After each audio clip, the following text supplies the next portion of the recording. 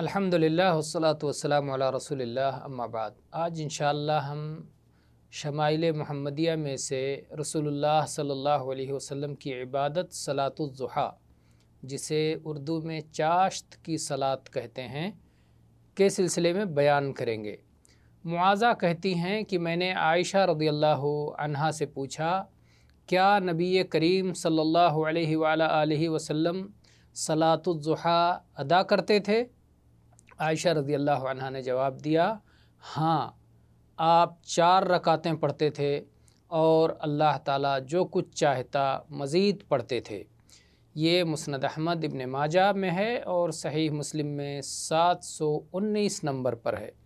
انس بن مالک رضی اللہ عنہ بیان کرتے ہیں کہ نبی کریم صلی اللہ علیہ وآلہ وسلم صلاۃ الضحیٰ کی 6 رکعتیں پڑھا کرتے تھے۔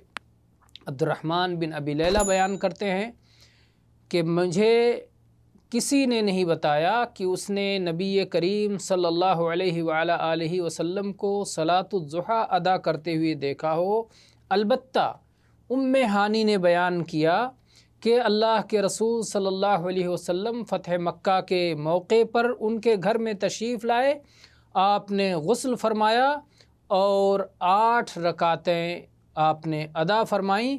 کہہ رہی ہیں کہ میں نے رسول اکرم صلی اللہ علیہ وآلہ وسلم کو کبھی اس قدر ہلکی صلاۃ ادا کرتے ہوئے نہیں دیکھا، البتہ آپ رکوع اور سجدے کی تکمیل فرماتے تھے۔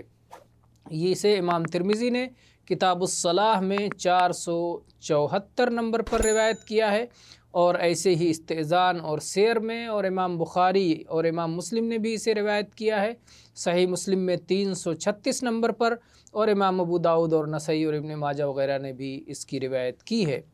اسی طرح سے عبداللہ ابن شقیق کہتے ہیں کہ میں نے عائشہ رضی اللہ عنہا سے کہا، کیا نبی کریم صلی اللہ علیہ وسلم صلاۃ الضحیٰ ادا کرتے تھے؟ فرماتی ہیں، نہیں، سوائے اس کے کہ آپ سفر سے آئے ہوں۔ یہ سنن ترمذی اور سنن ابی داؤد میں بھی 1292 نمبر پر ہے۔ امام مسلم نے بھی اس کی تخریج کی ہے۔